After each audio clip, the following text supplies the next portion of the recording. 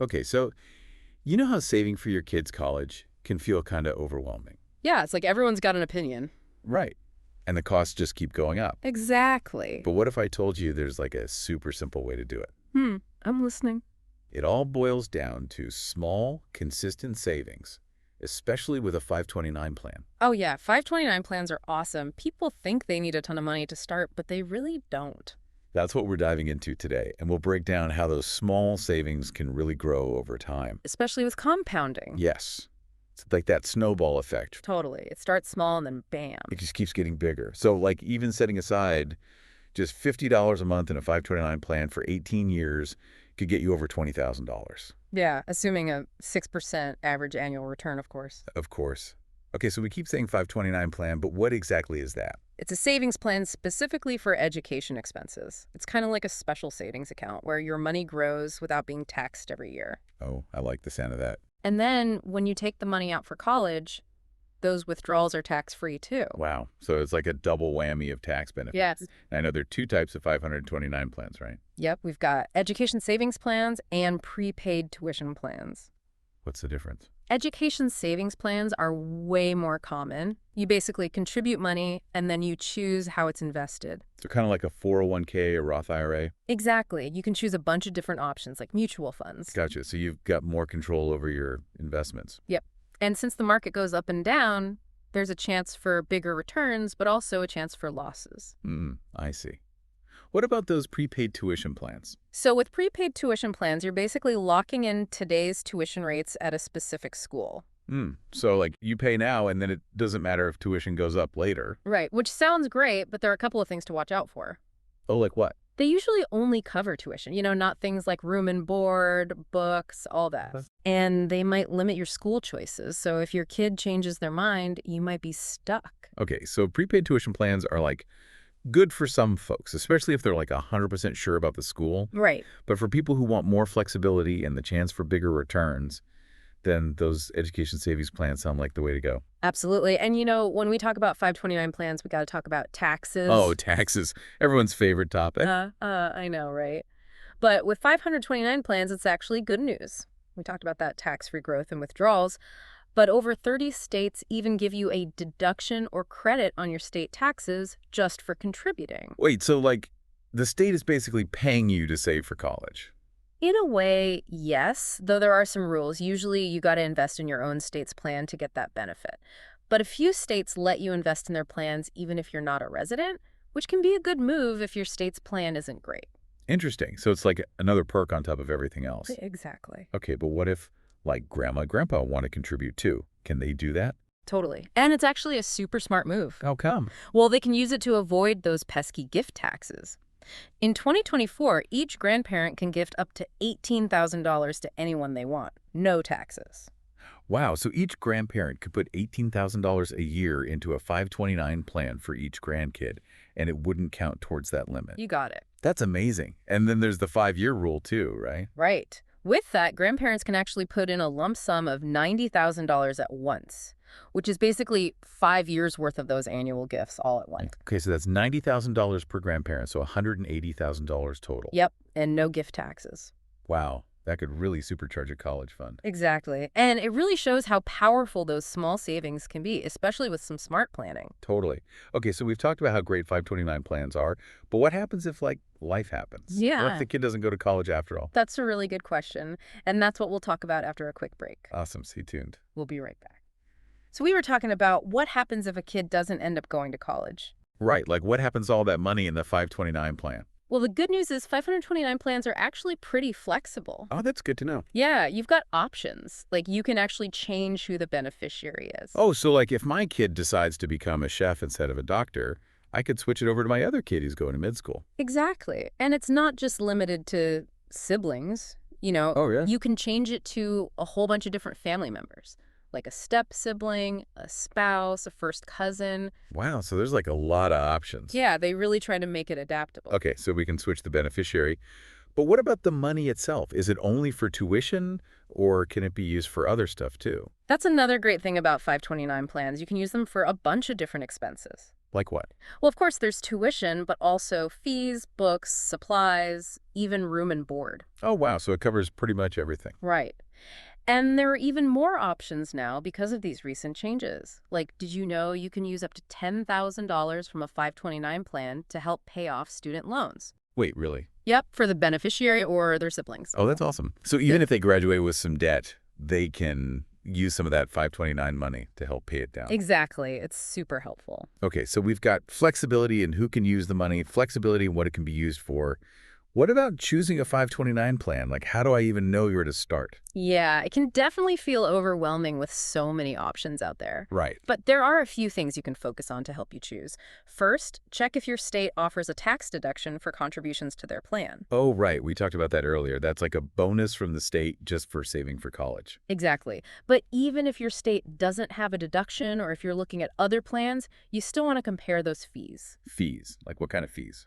Well, there are things like expense ratios. That's basically the annual fee and mutual fund charges. Okay. And you want to look for low expense ratios because those fees can really eat into your returns over time. So lower is better. Always. Aim for something below 0.5% if you can. You can even find some as low as 0.03%. Wow, that's tiny. Right. And then there are maintenance fees too. Those are charged by the plan itself. Okay, so I need to look at both types of fees. Yep. And then the other big thing to consider is investment options. Okay, so this is where I actually choose like what my money is invested in. Exactly. Most plans offer different mutual funds or ETFs. And I should choose based on like how much risk I'm comfortable with. Right. And your time horizon. Some people prefer to pick their own investments, but if you want something simple, there are age-based portfolios. Oh yeah, those are the ones that automatically adjust as the kid gets older, right? Yep. They start out more aggressive when they're young and then get more conservative as they get closer to college. Interesting. So less risk as they get closer to needing the money. Exactly. It's like they're on autopilot. I like that. Okay, so we've got fees, investment options. What about when to start saving? I know you always say start early. And I'll keep saying it, because starting early is the best way to take advantage of compounding. Right, that snowball effect we were talking about. Yep.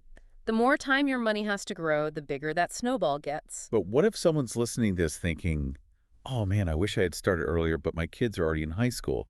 Is it too late for them? It's never too late to start. Even if you only have a few years before college, every little bit helps. Every dollar you save is a dollar less they have to borrow. True. So it's really about making progress, not being perfect. Exactly. And don't forget about those grandparents. Even small gifts from them can add up over time. Right. It's like everyone pitching in to help. Exactly. Okay, so we've talked about choosing a plan, when to start saving, even getting the family involved. But there are a couple more things I want to mention about the Secure Act 2.0. Oh, right. That's the one that made all those changes. Yep. And one of those changes is that you can now use 529 plan funds for K-12 expenses too. So it's not just for college anymore. Nope. You can use up to $10,000 per year per beneficiary for tuition at private, public, or religious schools for grades K-12. Wow. So it's like you can use it to help pay for private school. Exactly. That's awesome. Okay, so that's K-12. What else is new? You can also use 529 plan money for registered apprenticeships. Apprenticeships, like learning a trade. Yep. So things like becoming an electrician, a plumber, even a software developer through an apprenticeship. Oh, wow. So it's not just for traditional college anymore. Nope. They're really expanding what you can use it for. That's fantastic. Okay, and then I remember there was something about Roth IRAs too. Right. That was a big one. If a 529 account has been open for at least 15 years, you can roll over up to $35,000 into a Roth IRA for the beneficiary. Wait, a Roth IRA? I thought those were for retirement. They are, but this is a way to give young adults a head start on their retirement savings. Oh, that's interesting. So it's like a 2-for-1? Kinda, though you do have to wait until the account has been open for 15 years. Okay, so it's like a bonus if you don't end up needing all the money for education. Exactly. Okay, so we've covered a lot of ground here. We have. We've talked about the different types of 529 plans, how to choose one, the tax benefits, the new changes. What happens if your kid doesn't go to college? I think we've given our listeners a pretty good 529 plan crash course. I agree. And I feel like we've really highlighted that even small, consistent savings can make a huge difference. Absolutely. It's all about starting early, taking advantage of compounding, and making the most of those 529 plan benefits. And remember, it's never too late to start. Exactly. Every little bit helps. Well said. Well, it's been awesome having you here today. It's been a pleasure diving into this with you. And to our listeners, we hope you found this deep dive informative and maybe even a little bit inspiring. You don't have to be a financial guru to make a difference when it comes to saving for education. Just start small, stay consistent, and take advantage of all the great tools and resources out there, like 529 plans. Until next time, happy saving and keep on learning. So we've really dug deep into these 529 plans. I think we've covered it all, really, haven't we? From those small, consistent savings to the nitty-gritty of picking the right plan and maximizing those tax benefits, we haven't missed a thing. It's like we've handed our listeners the ultimate 529 plan playbook. Exactly. But, before we wrap up, I wanted to touch on something we don't always talk about. What's that? The emotional side of all this. Yeah. Saving for college, it's not just about the numbers. Oh, absolutely. There are definitely some big emotions tied up in saving for a child's education. It's about hopes and dreams, right? Wanting to give your kids the best opportunities. It really is. For a lot of parents and grandparents, contributing to a 529 plan, it's like a tangible way to show their love. It's like you're saying we believe in you with actions, not just words. Exactly. And it can be incredibly motivating for the kids, too, to know that their family is making these sacrifices for them. Like a team effort, everyone working together to build that brighter future. Exactly. And that feeling of support, that can be just as important as the money itself. It's a good reminder that saving for education, it goes way beyond just the dollars and cents. It really does. It's about relationships. It's about the future. It's about believing that anything is possible. Beautifully said.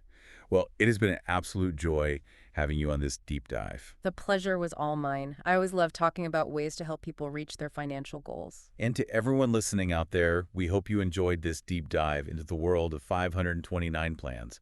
Remember, you don't need a huge chunk of money to get started. Small, consistent steps can make a huge difference, and the earlier you begin, the more time you have for that snowball to grow. So until next time, happy saving and keep on learning.